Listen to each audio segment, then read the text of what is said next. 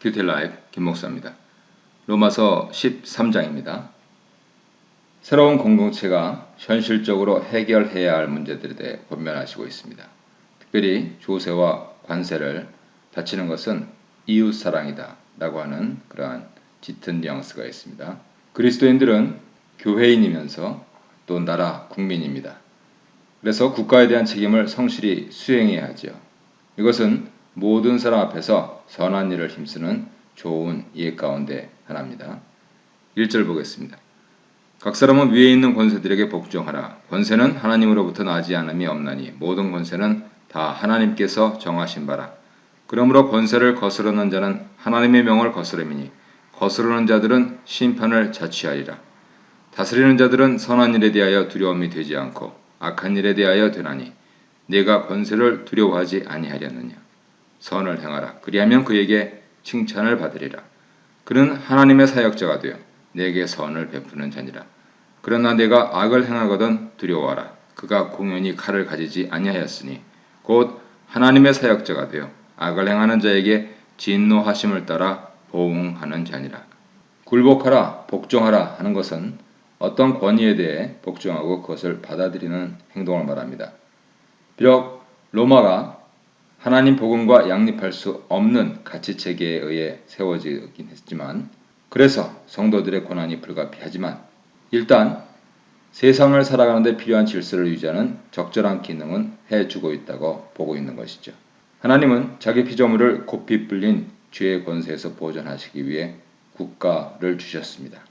마치 햇빛과 비를 주신 것과 같지요.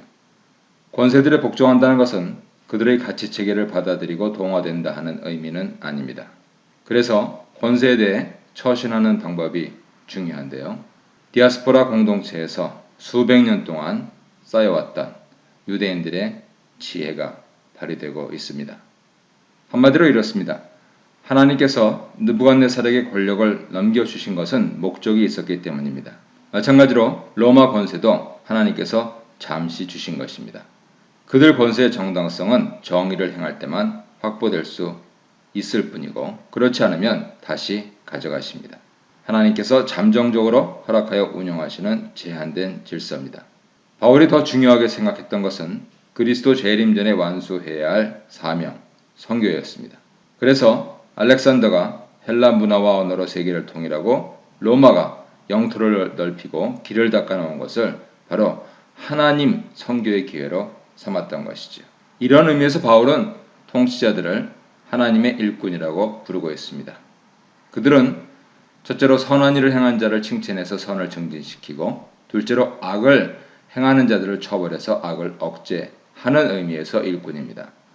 하나님 진노는 마지막 날 완전히 나타나지만 현재에도 부분적으로나마 집행되는 것이 바로 통치자의 칼을 통해서입니다. 하지만 국가 권력을 향한 맹목적인 순종을 요구하시지는 않습니다. 성경에서 말씀하시는 정의에 거스리는 권력은 하나님의 심판을 직면해야 합니다. 불법적인 독재 권력은 하나님께로부터 정당성을 부여받은 권력이 아닙니다. 그때는 저항하는 것이 하나님께 순종하는 것이죠. 사도행전 5장 29절을 참조하십시오. 5절 보겠습니다. 그러므로 복종하지 아니할 수 없으니 진노 때문에 할 것이 아니라 양심을 따라 할 것이라.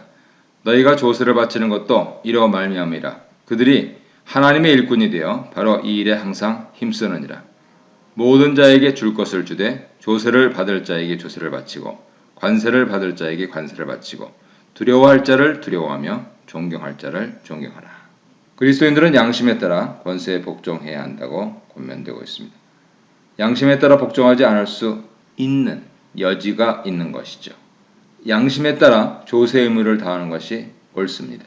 이것은 다른 과격파 유대인들과는 다른 주장이죠. 6절 말씀이 왜 1절로 7절을 쓰셨는지 알려주는 핵심 내용입니다. 그리스도인으로서 과연 로마의 세금을 납부하는 것이 옳은가 하는 문제가 대두된 것이 분명합니다. 바울의 논리는 예수님의 가르침, 바로 그것입니다.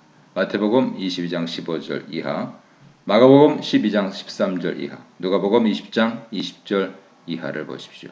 칼을 가진 자들을 두려워하며 권세를 가진 자들을 존경해야 합니다. 이로써 우리는 창조주 하나님께서 정하신 신령한 제도를 지원하고 있는 것이죠.